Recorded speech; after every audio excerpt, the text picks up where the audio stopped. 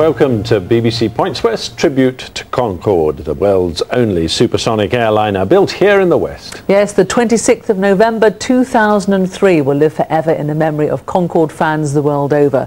The day she finally came home to the city of her birth. Points West cameras and reporters were of course there to record the historic event, and we broadcast live from the hangar at Filton where she was built. Well, first in this compilation you'll see the entire programme, exactly as we broadcast it on that night. Then we've included video not shown by us before of her dramatic fly-past and landing here in the West Country. And in this feast for Concorde fans, we've also included highlights of the rest of our extensive coverage leading up to the final flight. So sit back and enjoy a moment of history for the West and for the world.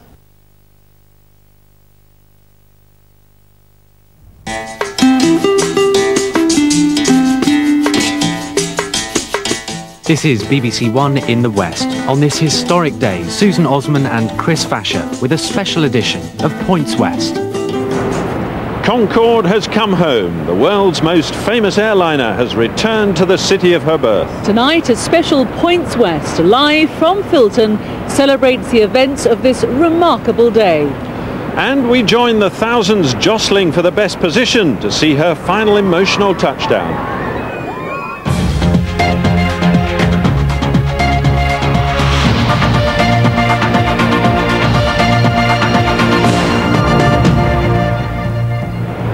Good evening and welcome to Concorde's hangar here at Filton. It was in this huge space that the Concordes originally took shape. And in fact, this aircraft, Concorde 216, rolled out of here 25 years ago, the last one ever to be built. In fact, our Points West cameras have been out and about in the West collecting the most dramatic pictures of this historic day. And we even have exclusive footage of on board this plane for its last supersonic flight. And tonight we ask, what next for this great aircraft? Can the West give her the future that she deserves? But first tonight, for Bristol fans, it all began this morning when there was the most fantastic fly-past first over the airfield. Thousands of workers turned out to see the majestic sight of her thundering down the runway. Yes, within minutes she tracked down the coast and then went across Clifton Suspension Bridge, where Scott Ellis witnessed the thousands of well-wishers who turned out to see her swan song. Concorde 216, thundering across the West Country. She was the last to leave the Filton factory in 1979, and today she became the last Concorde to leave the sky. Under her final flight path, tens of thousands of well-wishers. These are the scenes up on Clifton Downs this morning, a massive tribute to a great aircraft. Elsewhere, any viewpoint would do. At the suspension bridge, they started queuing at 9 this morning.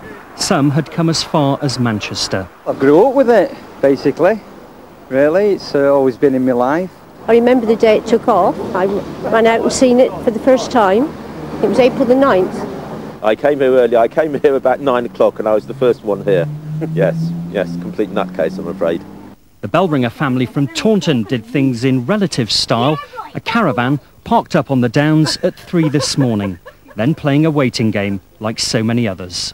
One of the prestige planes of the world, really, and it's never going to be seen again, so we decided the whole family needs to come and look at it. They're never going to get the opportunity again.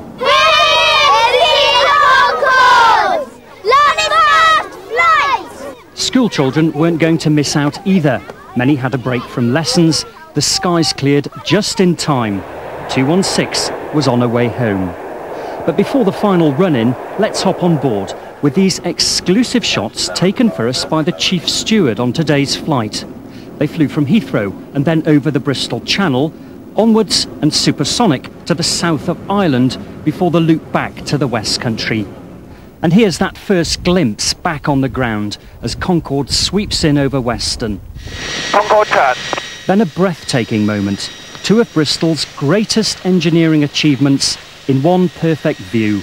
Concorde 216 and Brunel's suspension bridge. A roar went up on the Downs. In the city centre, they gazed on. Then her final moments, captured here at Filton High School, just at the end of the runway.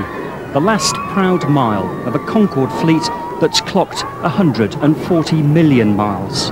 An honour the final one should be over Bristol. Oh, wonderful. Really worth waiting for. There was an old chap in front of me who was 91. And he was absolutely thrilled to bits. He was real tears in his eyes. It was beautiful. My husband worked on it for 25 years, so really worthwhile. It's a pity she's gone, but nothing we can do about that now.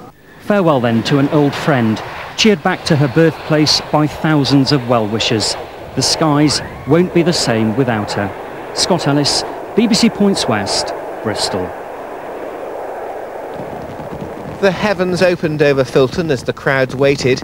Then, amazingly, the grey November clouds parted just in time, as high over the airfield an old friend appeared at the end of a rainbow. Concorde, beak down for landing, seemed to be grinning at her fans as she came home.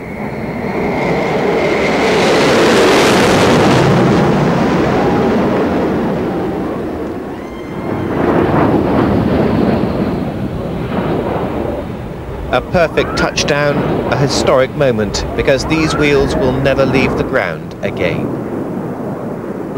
Oh, that was the most magnificent sight. Oh, absolutely glorious sight. Oh, the nation's losing a treasure, I tell you. An absolute treasure. A glorious plane. Wonderful. Wouldn't have missed it for the world. Yeah. Oh, in tears now. Oh. The plane taxied up and down the runway, swerving off now and then to take a bow, a performer to the very end. It's breathtaking, totally. Oh, can't get over it. It's had its day, and it's still creating more interest than any other aeroplane ever, after all these years. And I suppose we should be glad that we took part in this experiment. And then there was the red carpet treatment. Prince Andrew officially met the plane on behalf of the people of Bristol and tried out the controls. Overhead, a Spitfire flew past in salute. Police had asked people to stay away from the roads around Filton. Privately, they'd known all along they were wasting their breath as crowds gathered everywhere. It's fantastic, absolutely fantastic. It's a really, really memorable day, and there's so many people here. We just think it's brilliant, really, really. I'm just shaking, where it's like, oh, this is, I'm just ecstatic. Good day for us to see, but a bad day to see the end of Concorde, especially without anybody coming along to supersede it. How a plane that can draw thousands just to look at it can fail to make money is one of life's mysteries for a lot of people, but not to the boss of BA, the man who made Concorde redundant. She's been a terrific aeroplane, but there are two reasons why we're retiring her. One is that the commercial customers who kept her aloft have stopped flying her, and that's an indication of the times, tough economic times. But also, like all ageing aeroplanes, Concorde's much more expensive to maintain and keep aloft than she was. And the combination of those two things sadly meant that it was time to retire her. And in the cockpit for that last ever flight, a Filton boy. Well, it's fantastic. We've been delivering these aircraft all over the world to go into museums, and this is by far the best reception we've had. You know, she was really coming home, and you felt a real empathy with the crowd because we're all enthusiasts who fly it. And so it was obvious that there was a lot of enthusiasts here today. Thousands of people. It was wonderful to see it from the air. So, farewell. After 30 years thrilling the world, it's mission accomplished. Well, back in Concorde's hangar at Filton, Concorde 216 is standing here proud, but rather brooding, I fancy, in her temporary home. Later, we'll be asking what next. First, Susan. Well, I'm joined by two characters who were central to today's historic event. Captain Les Brodie, who was at the controls of the supersonic last flight, and Ted Talbot, who was a design engineer. Ted, you were here at the beginning and at the end. Yes, I covered most of it. Right at the beginning I was with the Supersonic Transport Air Committee, and later on right through to actually coming back to work on the crash. So what sort of day has it been for you? I've been talking to my colleagues, and it's a day of sadness. They all wished it would have gone on further. In fact, they're probably a little bit irritated about it, but it's a great day. We've got this aircraft here, and I think it's a glorious thing to have. Of course, she's standing proudly behind us. Captain Les Brodie, you got to actually land the supersonic flight, but it's actually your last flight ever, isn't it? That's right. As an airline captain, it's my last flight, and I was very proud and privileged to be here today and do this flight. It was absolutely wonderful, and it's down to people like Ted and his team that we were able to do it, because all the work that was done in the past has come to fruition over the last 27 years. So like Concorde, you've been grounded as well? I'm afraid so, but I will fly light aeroplanes. I've got a Tiger Moth I've got to share in, so I'll be flying that in the new year. No, it's quite by chance that you got to land this flight. Toss of a coin, is that right? It was, yes. There was 3 managers left on it, Captain Mike Bannister, Captain Paul Douglas and myself. And between us, we had to choose who was going to do the last landing. Well, Mike had done the last commercial flight, so he kindly let Paul and I choose who would do the last landing and the last takeoff. And I won the toss, the Queen decided. You did indeed. We saw some lovely pictures of Concorde earlier on, and Pudsey Bear waving from the window. It looked like you were having a good time on the last flight. Well, we have made it a celebration over the last few weeks, a few months in fact, of Concorde's success, and that was a part of it. On board today was like a party. Even though we're sad, just like Ted and his team, that it's got to come out of service, we did try and make it a celebration. So what's your resounding memory? Oh, last year, flying over the Palace with the Red Arrows alongside us, I was in the supernumerary seat for that, so I was able to look outside, and I looked down at Westminster Bridge, and all I saw was people, heads, no bridge. And you could see them today as well, I bet. What about you, Ted? I think my greatest memory was going over to America and telling them why they couldn't do it. On that very positive note, thank you both very much, Ted Talbot and Captain Les Brodie. Chris. Thanks, Susan. It's amazing to try to imagine what it was like originally here in the Concorde hangars, a hive of activity, hordes and hordes of people working on those great planes 35 years ago or so now. It's hardly surprising Concorde means so much to us, and I've been looking back at her story. It was Bristol's equivalent of putting a man on the moon. The technology was decades ahead of its time, and a huge army of designers and engineers worked on it. 250,000 were involved here and in France. We were the Concorde team. When she flew, such a buzz, you know? Everyone was cheering. And to this day, I mean, you walk anywhere and you see Concorde flying. Everybody, regardless of where you see them, they're all got their heads up in the air looking at that beautiful airplane. At thousands of pounds a ticket, it was transport for the rich, famous and eccentric. They queued up to fly faster than the Earth turns, faster than a rifle bullet. It's like the difference between a Ferrari and a Rolls-Royce. If you want a Rolls-Royce, you go on a 747-400. If you want a Ferrari Testarossa, you go on Concorde. All's going well, she's airborne. But it had cost £1 billion of taxpayers' money that would never be recouped. Concern about its gas-guzzling, noisy engines meant it never sold. Supersonic flight was banned over land, and only 14 Concordes ever flew regularly. But still the love affair blossomed. People would spend their life savings on getting to Mach 2. Halfway through the flight, within about 5 minutes, it went from daylight to dark. It's like a time warp. Marvellous. Fabulous. Wonderful. I mean, it's just something we'll remember for the rest of our lives.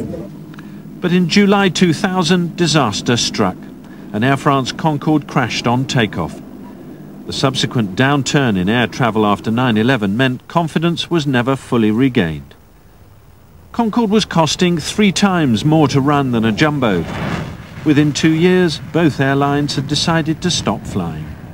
BA rival Richard Branson summed up the thoughts of many. I think it would be sort of industrial sabotage if at the end of October Concorde is never seen in the air again. Last week I flew on a Spitfire, and it was, 55, 60 years after the end of the Second World War. People with love and care and attention have kept them flying. Concorde should have the same sort of history. But all plans to save it came to naught, and its final commercial flight landed at Heathrow last month. The end of an era, the end of a legend.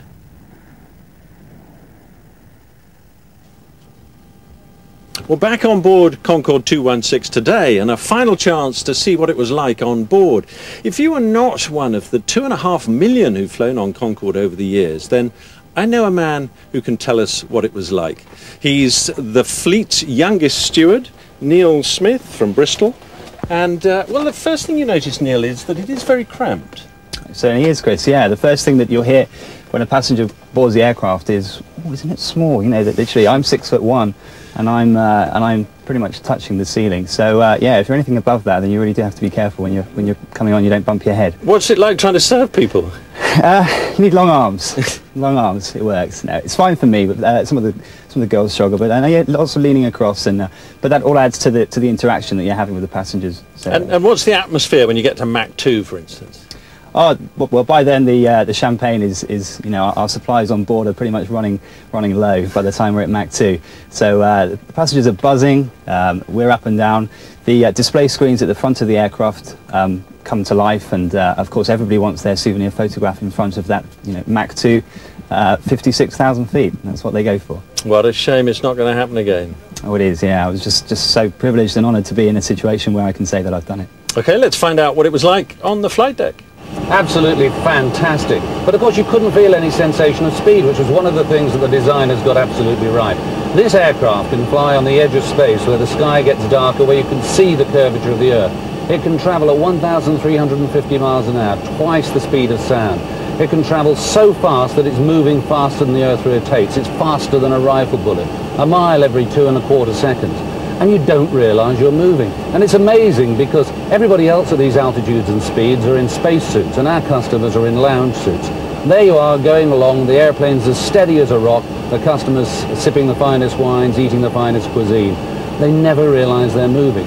The only time you do is if you take off from London in the dark in the autumn or the spring, and you go fast, so far west, and you go so fast going westward that the sun rises in the west. It becomes broad daylight again. You land in New York in daylight and you see the second sunset of the day. So the aeroplane is fantastic. But what's made this fantastic aeroplane into a legend is the people. The people involved here in Bristol and South Gloucestershire who designed and built the aeroplane, they did that from a dream. It was constructed with vision, and we've operated it with pride. The people in British Airways who've flown the aircraft and maintained it and looked after it, the manufacturers, the authorities, and the team of people that have travelled on board are all one big Concorde family. And it's just the people that make the airplane special. And just to think about that, as we came in here today on the very last supersonic flight, as the airplane heated up because we were travelling so quickly, a gap appears on the flight deck to accommodate the expansion, and we put a hat in there because on the test flight they did that. We put the hat in there, and as the airplane cools, it closes up, and that hat is trapped there forever. And I think it's very appropriate. It's the hat of the last ever flight engineer to fly with British Airways, a tribute to just one of the people that have made this airplane so special. Mike Bannister, thank you very much. Thank you. If you were with us during our lunchtime programme, you'd have seen David Garbson surprise Carol Mabillot with an offer of a special onboard tour of Concorde. Well, Carol met her French husband while working here at Filton. Sadly, he's since died. But Carol, I have to say, to see your face at lunchtime, it was such a picture. I was so shocked. Oh, it was just wonderful. So how do you feel now, moments from going on board? Excited, very excited. Wonderful. She's beautiful, she's home, and I can't wait to go on. Super. Well, we won't give you any more tension. We've lined up a VIP tour with Neil Smith, the Concorde fleet's youngest steward. He's waiting on the steps. Go and enjoy. Thank you very much. Off you go, have a good time. Bless you. Thanks, Carol. Well, of course, the other star of today's event was the Spitfire with a fantastic victory roll. Of those of you two, it was absolutely marvellous, wasn't it? And that's enough to make anyone weep as well. Who'd have thought that a plane decades older than Concorde would be outliving her? And ironically, the engines of the Spitfire were also built here, of course, and the one escorting Concorde today is housed in these very hangars as well. Malcolm Frith has been following her preparation for today.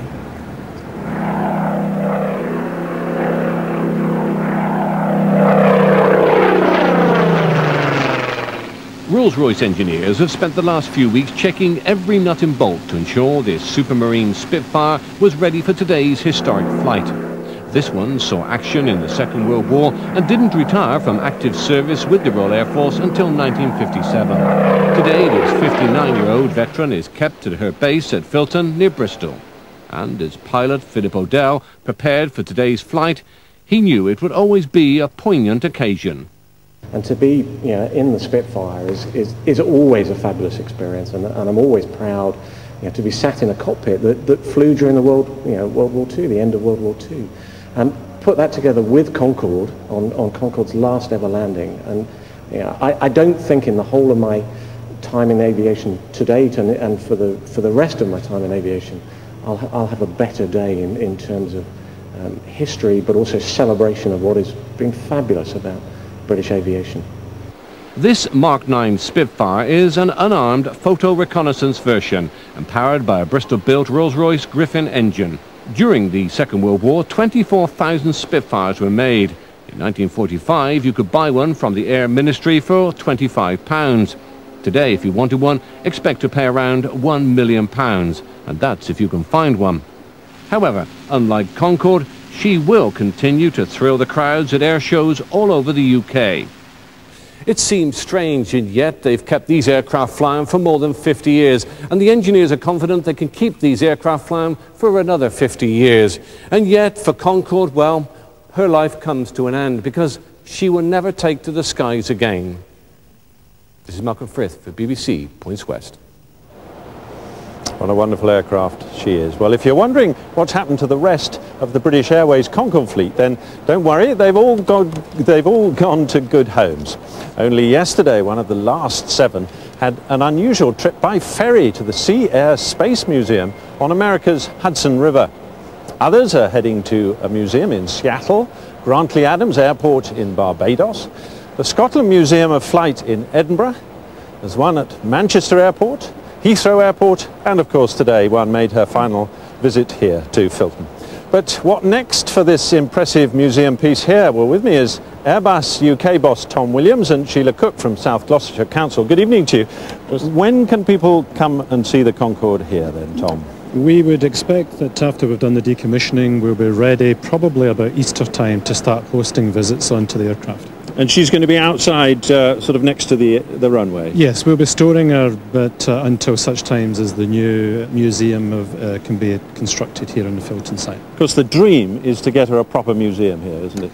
Yes, and I think she would make a really fitting centrepiece and attract a lot of interest to highlight the tremendous history of aviation in this area. Absolutely. Well, here is where Sheila Cook steps in, hopefully. South Gloucestershire very much behind this. Can you make sure that a museum gets put here? We will do our very best. We hope to fulfil that dream, and in fact I've asked Prince Andrew today if he'd like to come back and open the museum when we're up and running. Did he say yes? And he said yes. Excellent. So when's it going to happen? Well, hopefully within the next 2 to 3 years, and we're working towards it. It's a matter of getting planners, landowners, council and the public to build on the momentum and enthusiasm we've got today, really. Yeah, quite. Hopefully you can sort out the planners, they're yours. We'll try. And the idea is to get something across the other side of the runway near Cribbs Causeway, I think. So. That would be an ideal location. Obviously we've got to look at feasibilities and land, etc. Briefly, how are you going to get the money and what can people do? In terms of money, we'll be applying for heritage money. To build a museum to include Concorde, it's going to cost something like 10 to 11 million pounds. Right, I mean, we may well go out to a public campaign as well. And can people do anything?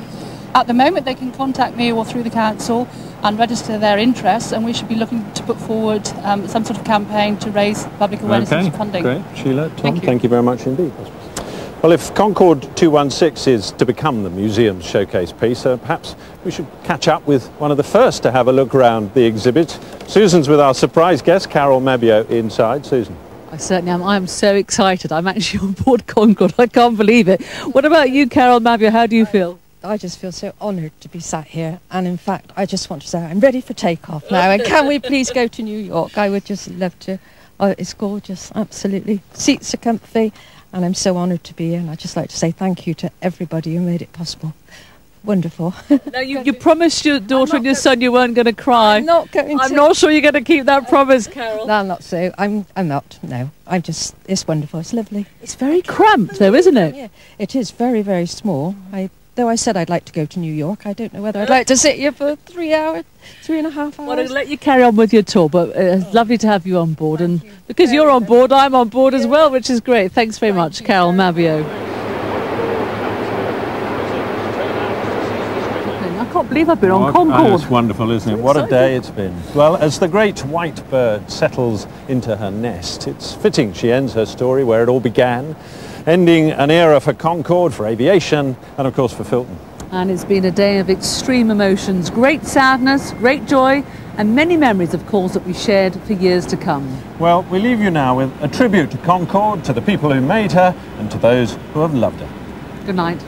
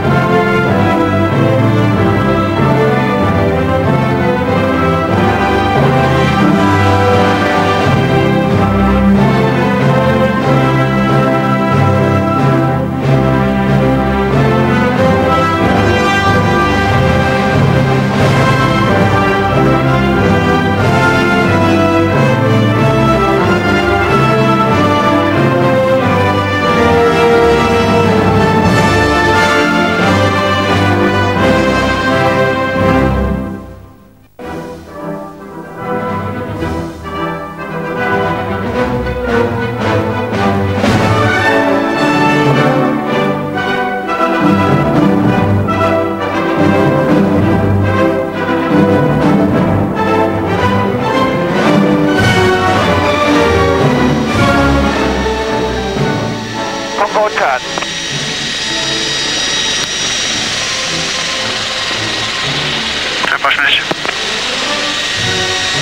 Disregard, it was internal. Checker 1-4, returning to build. 1-4. And checker 1-2 likewise.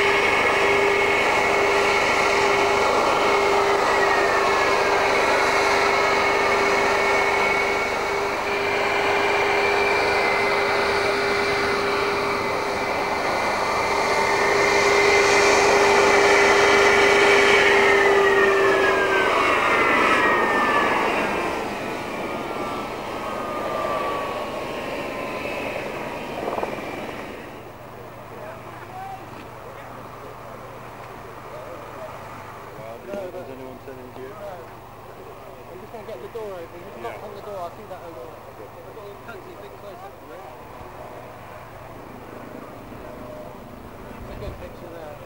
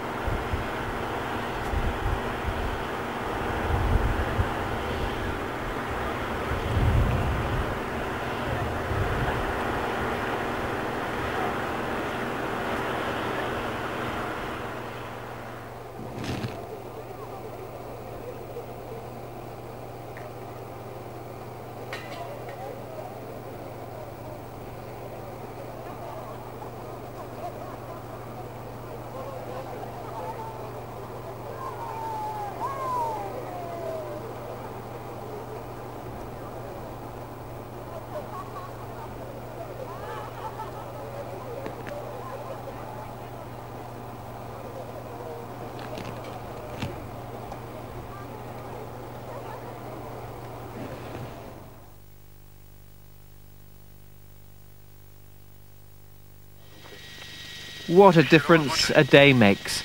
Only yesterday Concorde was supersonic, and thousands watched in awe as against a dramatic sky it flew in victory over the west. Now it's been dragged into a hangar, no longer a vibrant working machine, but a curiosity. Security officers have been posted, and the plane is strictly off limits to guard against souvenir hunters. British Airways are stripping the aircraft. Towels, sick bags, headphones and life jackets are being removed. Even the security pad from the cockpit door. 222 hash.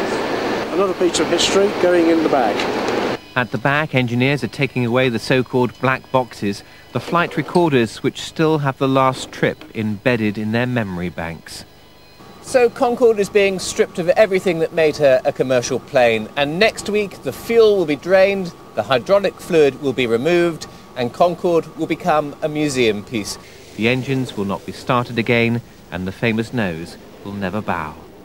We've got quite a few thousand kilos of fuel to take off the aircraft. We'll be draining the engine gearbox oils, the engine lubrication oils, the fluid from the hydraulic system, effectively taking the lifeblood out of the aircraft. Perhaps many would prefer to remember Concorde as it was yesterday. Amid the ceremonial of the official welcome, a choir sung The Silver Bird, a piece of music commissioned by the BBC. The singers, our viewers and listeners. It meant quite a lot to be there. It's something actually happening which is real. In the theatre, you try to make things real. That was real. Concorde will not be open to the public until next Easter. But the best views will always be of those of her in action, and children not yet born will look at these pictures and be told of the era when air travel was supersonic. David Garmston, BBC Points West, Filton. Well, in the run-up to Concorde's last commercial flight in October 2003, Points West paid tribute to the designers and engineers who built her and reflected the West's love affair with the plane by hearing some of your stories. Here are the highlights of those reports. Hello, Captain Basher here again. It's hard to believe, but it's Concorde's last ever commercial flight this Friday. If ever there was a time to use that cliche, the end of an era, it's now. So all this week we'll be celebrating the West Country's great plane through the eyes of local people, people who worked on it, flew in it and had their lives changed by it. It's not surprising she ranks alongside the world's greatest technological achievements. Just remember some of the facts. It first flew from Filton in Bristol, of course, in 1969. Despite all the high hopes, they built fewer than 24, and only 14 ever flew in regular service, shared between British Airways and Air France. She was designed to carry 130 passengers, flying at not once but twice the speed of sound. That's over 1,300 miles an hour, faster than a bullet. Hard to imagine, isn't it? If your car went that fast, you'd do Bristol to London in just 5 minutes. Among other intriguing facts, despite the freezing temperatures on the edge of space, it goes so fast that the outer skin gets up to 120 degrees Celsius. So hot the entire plane stretches up to 6 inches. She flies at 55,000 feet. That's 11 miles up, higher than any other airliner. It's the closest thing we've ever had to a time machine. Flying supersonic, you turn back the clock, landing in America before you even took off. Well, now, in tonight's Concorde Lives report, some Concorde love stories. Sit back, fasten your seatbelts and enjoy as we meet some of those whose lives were changed by working on the plane.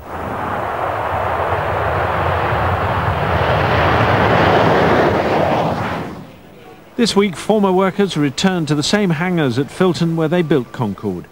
Today's apprentices are now building Airbus planes here. All ours was hands-on. Everything was hands-on. That's why we had dirty hands. So much cleaner.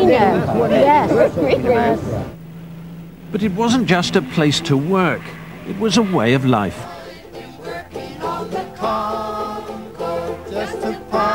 And in the social clubs, romance blossomed. You know, what do you do about girlfriends? I mean, we were lucky. So in the evening, we'd all go down to the Aces place. I mean, every one of us married one of the girls from the Secretariat College.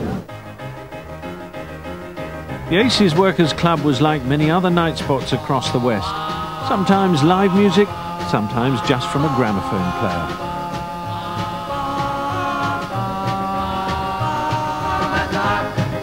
Among those who fell in love thanks to Concorde, Cliff and Margaret Price. Monday night in particular, it was heaving on a Monday night, wasn't it? That was the bopping night. As soon as the music started, you just wanted to get up and dance. Yeah. Larry and June Doncaster also met working on Concorde.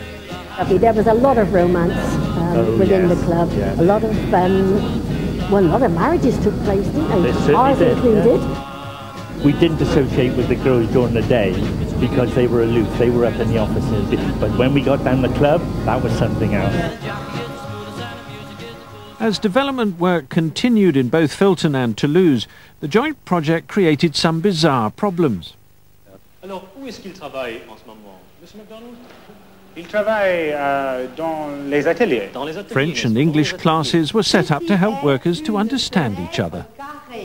This is a rectangular window square. No, Understanding each other was really quite straightforward. We found it was easiest if we each spoke in our own language, and we found we understood the other guy really quite well. In many ways, the culture was different. I suppose the most obvious one is the length of time we used to spend having lunch in France in the early days of the programme. Some were posted abroad permanently. Points West caught up with one Bristolian housewife getting used to her new way of life. Toulouse has been our home now for 7 months. While we might all agree that things have been a bit different here, learning French and experiencing things that we wouldn't find in Bristol, we wouldn't have changed it for the world. We're quite happy to be here in Toulouse. Rotate. All's going well, she's airborne. Oh yes, it's a copybook takeoff, isn't it? You know, everything went perfectly. Oh, it's marvellous to see it go up at last, you know, this is what we've all been waiting for. Do you feel any personal pride about this? Oh yes, definitely, yeah. Oh yes. I can't see why anybody shouldn't do it, you know. Now all we got to wait for is all the others to come rolling out, I suppose, and get cracking. The main thing was that everybody was part of the same team. And we were the Concorde team. When she flew, such a buzz, you know? Everyone was cheering. And to this day, I mean, you walk anywhere and you see Concorde flying. Everybody, regardless of where you see them, they're all got their heads up in the air looking at that beautiful airplane. I mean, it's part of Bristol's heritage, you know? I mean, we've got Brunel, we've got the SS Great Britain, and we've got Concorde. What better ad for a city, Bristol, than Concorde? I'm one of the lucky ones. I've had 5 flights on Concorde as a passenger, as a reporter. In fact, they even let me fly it once, the simulator at Filton, that is. I landed at Hong Kong, lovely landing, forgot to put the brakes on, demolished the airport buildings. Everybody who's flown in Concorde rates it a very special moment in their lives. And we've been going through the archives and talking to some of the people who've flown Concorde to compare notes on a magic moment. How was the flight? Absolute magic. The acceleration was fabulous. We toasted our retirement at 400 miles an hour. Okay, full power coming up. Lovely noise, set power side. What nobody foresaw was that Concorde would become a kind of super skylark doing trips around the Bay of Biscay. And ordinary people like you and me would go aboard for a couple of hours of excitement at supersonic speed. And we came home loaded with souvenirs. We had our certificates to show that we'd done it. I got my ticket and my boarding card for the last flight. Also, a pack of Concorde playing cards. I've got a plate, the saucer, which I was told I could take home from a flight with the Concorde fan club, and salt and pepper as well, which match. And then my favourite, which is this little model Concorde, which you can sort of go with, and then you stick on the shelf at home. I got it in the loo, actually. But I'm sure people have got these sorts of things littering houses all over the southwest. And we've gathered together some of the ordinary people who went for Concorde flights, and we took them to Yeovilton, where they've got the original Concorde that first flew from Bristol. My heart was pounding with excitement. How did you feel? It's wonderful. You come out of the airport terminal, you see it, you can smell it, you just want to get on it. It's wonderful. What about you? I was terrified. You can't be. I was looking forward to holding my hand to have got on the plane. Yeah, but it's excited as well, surely. I was totally. Yeah. What about you two? And the takeoff was just out of this world. It was fantastic. Yeah. Wendy and Christine, who's from Warminster, were on their way to a twins convention in Twinsburg, America, when they decided to play a joke on the flight crew. So I went in first and said hello, had a little chat, and said how much I was enjoying the flight. And then I came out again. And then I went in, I did exactly the same. In fact, I think I chose the exact same words to say, because we'd prepared ourselves. Yes. And still they didn't click. They looked a bit sort of strange. And then I came out, then we both went in together, and they were absolutely gobsmacked. They just couldn't cope with it. But fortunately, they were still in control of the aircraft. The Concorde didn't do a little wobble when... No, I think they had a mental wobble, but no, the aircraft was all right. But the cabin crew had a good laugh about it. Yes. When Radio Bristol organised a Concorde flight from Filton, Margaret Roberts, who's terrified of flying, had a last-minute panic. And in the end you said, Margaret, you'll be so disappointed if you don't go. I'll tell you what, I'll hold your hand. And I said, right, Roger, I will come. And so on the day? And so on the day... we held hands. Yes. And you clutched tightly, didn't you? And still got the bruises to show. I wished afterwards that I hadn't been so frightened and so nervous, because I would have enjoyed it. But I did enjoy it, but I would have enjoyed it much better if I hadn't been so frightened to start with. But I seem to remember when we landed, we held hands again. Was that my idea or yours? Yours, I think. Oh, was it? Jerry Last of Frome was given a Valentine's Day flight by his wife Delly as a reward for giving up smoking. And to have a Concorde flight was, wonderful. I was shaking. I couldn't wait for February the 14th. Didn't sleep on the 13th. It was wonderful. And you held hands all the way over, no doubt? No, you were too busy drinking the champagne. You had so much champagne. It was, They talk about the curvature of the Earth. I think, actually, the Earth may be flat. It's the champagne that does it. And what happened at the seats in front of us? Oh. You've forgotten that bit. Twice the speed of sound, tears in the eyes. The couple in front got engaged. Wonderful. Everyone clapped and cheered once they'd drunk the champagne. More. It was wonderful. It's such a shame that we won't be going on it again. Nor will anyone. But for the thousands who flew supersonic to America or just around the Bay of Biscay, those brilliant memories will last a lifetime. The entire Concorde fleet of 16 cost taxpayers over £1 billion to build, but no one bought them. They were eventually sold to British Airways and Air France for £1 each. Yet during its life with BA, it carried 2.5 million passengers and made a profit. So could this proud aircraft have been saved and continued in service for at least another 10 years? The nation could save Concorde if it really wanted to. The question is, what does the nation want to keep Concorde flying for? Does it want to keep it operating on commercial services? Well, if it did want to do that, then the nation would have to subsidise the people who flew in it. So it would be subsidising the very wealthy people who are now the only people who can afford to fly in Concorde anyway. In fact, Concorde costs 3 times as much to operate than a Boeing 747 jumbo jet and burns twice as much fuel. And plane makers Airbus, who have kept Concorde flying, have predicted that the maintenance bills on each aircraft will rise by £8 million over the next 2 years. Concorde was becoming too expensive to operate. As a business, we also have to recognise Concorde was not a commercial success.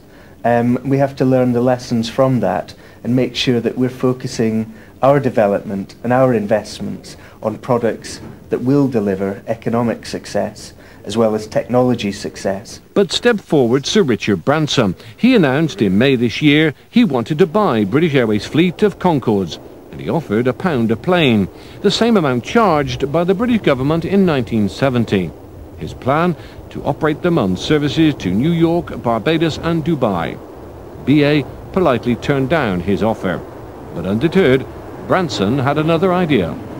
Well, what we said to BA is, look, if you're really not going to let your competitor have them, and it's sad that it is actually a competitor that is asking to take those planes from them, if that is stopping you keeping Concorde flying, let's form a charitable trust. I'll put £1 million into it to hit it off. Let's put all 7 Concorde planes at Filton in Bristol, where they were built, so we can actually use those planes to keep Concorde in the air and flying for the next 25, 30 years. But that now seems unlikely. Instead, Concorde appears to be heading towards its final resting place, the museum, signalling the end of supersonic travel at the beginning of the 21st century. Malcolm Frith, BBC, Points West. This is BBC One in the West. Now Chris Vasher and Sally Challoner with tonight's Points West. Hello and welcome to BBC Points West, with you for the next hour here on BBC One for a very special programme. Yes, we're live at Filton in Bristol, opening the door on the birthplace of Concorde on this historic day. So come inside for a host of memories as the West's most famous aircraft bows out. It's been a day of great sadness, but also a day of great celebration. David's live at Heathrow with the thousands of local people who flocked to see the sad event. I was there at the first flight of 002 at Filton, and I'm here at the last flight now. So emotional. Back here at Filton, we hear from people who worked on the plane in this very hangar. We ask, could there ever be another supersonic airliner built here?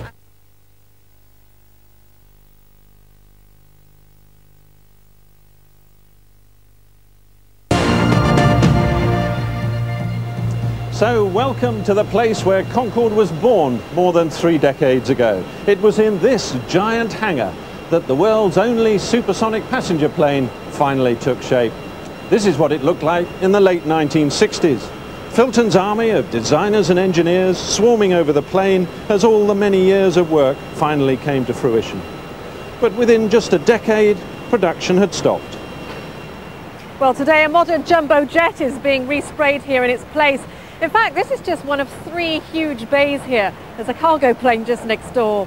But as this cavernous hangar somehow seems to echo the feelings of sadness today, let's go live to Heathrow, where Concorde finally stepped off the world stage in some style. David Garmston was there. Hello, yes, British Airways said this was a day of celebration, but frankly it didn't feel very much like that here.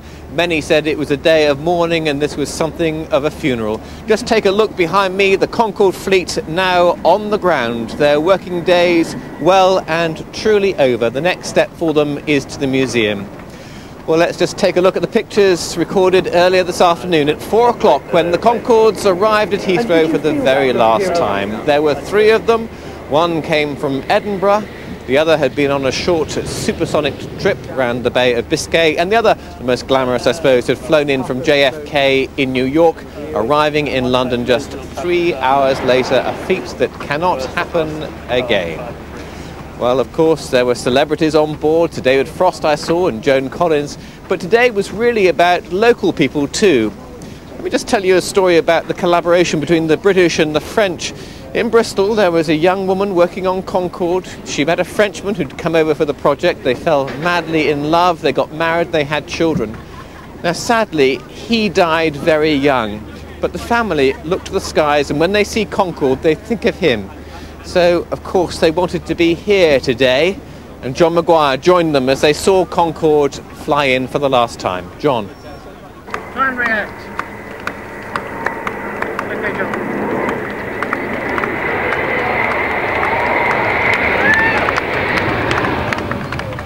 David, the first Concorde has just landed with Carol, Mabby and her 2 daughters now. Carol. It's amazing. It shouldn't be happening. It's amazing, but it shouldn't be happening. She's got another 6 years left. Give her to Richard Branson. Let Richard have her. Oh, fantastic. You're clearly very emotional. What sort of feelings or what sort of memories does it bring back to see Concorde this afternoon? I met my husband through Concorde, my children through Concorde. She's totally amazing. I was there at the first flight of 002 at Filton, and I'm here at the last flight now. So emotional. I'm sorry. No, I just, beautiful, absolutely beautiful. And there's the other one coming now. Absolutely, the second one just coming in behind now, and of course it would have been fantastic for your husband to have been here today. Unfortunately he died in 1981, but that's life. Oh, here's the other one. Here's the next one coming in. Just a quick word with Shelley. You actually flew on Concorde earlier this year. I did. I flew on Concorde in April with my brother, he is here, but he doesn't want to be filmed, and it is just absolutely amazing. You just can't describe it. It's completely different to any other plane, and I'm just really lucky, really privileged to have flown on it. Yeah, again, very sad. You know, my dad's memory really lived on through Concorde, and you know, now Concorde's going. It's going to be tough. But we've got lots of pictures and videos, and but it shouldn't be. No, it shouldn't be. Give her to Richard. There's another 6 years left in that plane. They've killed her off too soon. All right. Well, thanks very much for spending this time with us. Thank you very much indeed. David, there you go. It's not just about a plane, is it? It's obviously very much about people, certainly people from Bristol. Back to you. Actually, that's exactly what Tony Benn said when he got off one of the planes a short time ago. He paid tribute to the Bristol workers, and particularly, of course, in Tony Benn fashion, to the shop stewards. Back to you in Filton. Now, Concorde is, of course, unique, the only supersonic passenger plane to have entered service, and many say the last. But what of her legacy? And is it really the end of the age of supersonic travel? Here's our correspondent, Malcolm Frith. It's hard to believe that research into commercial supersonic flights first began in Britain in 1956. The race was on. The Russians built a supersonic passenger jet, but it crashed. The Americans tried to build one, but got no further than an expensive wooden mock-up. But it was Concorde that won the race, yet today marks the beginning of its retirement. The question now is what comes next. Britain's aerospace boffins haven't been idle. Here at Filton, a small group are still researching into the son of Concorde, a 225-seater AST. Much of their work is still top secret. We've not ruled out in the long term the possibility of supersonic travel. So we will have a small number of engineers continuing to look at the feasibility of this type of program, and trying to understand what the key enabling technologies would be to make it happen. But we won't see it for the next 20 years. But while supersonic travel may now be just a flight of fancy, the reality is that the airlines are no longer interested in transporting passengers through the sound barrier. For them, the future is big, and that comes in the form of the Airbus A380. This is the next generation of jumbo jets. It can carry up to 800 passengers and fly halfway around the world non-stop. But have we finally seen the end of supersonic flight? I think right now it doesn't look that easy to see a 150-seater or a 200-seater supersonic passenger transport aircraft. It could be the case, though, that a smaller business-type aircraft, which is supersonic, could come along. Well, the Americans have just announced they're hoping to open a new chapter. They're aiming to produce a supersonic aircraft with a sonic boom 100 times less than Concorde's, and it should be allowed to land anywhere in the world, something Concorde never achieved. Malcolm Frith, BBC, Points West. Back in the Concorde hangar, let's remember now how 30 years of supersonic flight have spanned 3 generations in many families. Yes, for our final instalment of Concorde Lives, Maurice Flynn has visited a local school where links to Concorde are stronger than anywhere else.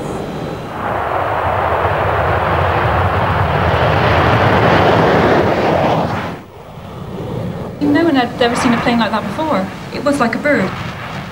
The fastest passenger plane. It's just the most beautiful airplane ever built. It probably will be.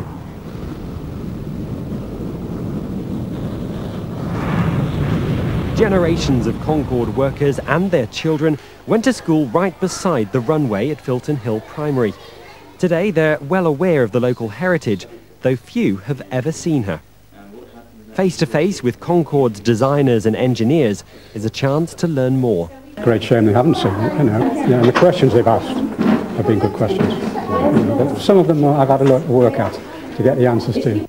Few may have seen her, but they learn quick in Filton.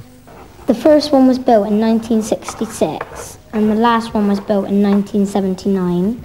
It carries 120 people, including the 3 pilots. It goes, I think, 1,350 miles an hour. When Lynn and Juliet were youngsters at Filton Hill, the whole school would close whenever Concorde was being tested. It was so loud and we were standing out here looking over at the runway, and our chests would vibrate. The whole foundation's just to shake, and the smell of the aviation fuel and the smoke at the back was incredible, but the noise was mad. You couldn't hear yourself think. For 3 generations, Concorde's been a flying wonder. Even now, her final journey is inspiring. I'm doing a menu for Concorde's last menu. Starters is supersonic soup or fruit. Main course is sizzling sausages. Ooh, lovely. Sounds great. Now, would you like to be on the last flight? Yeah, but I can't afford it, unfortunately.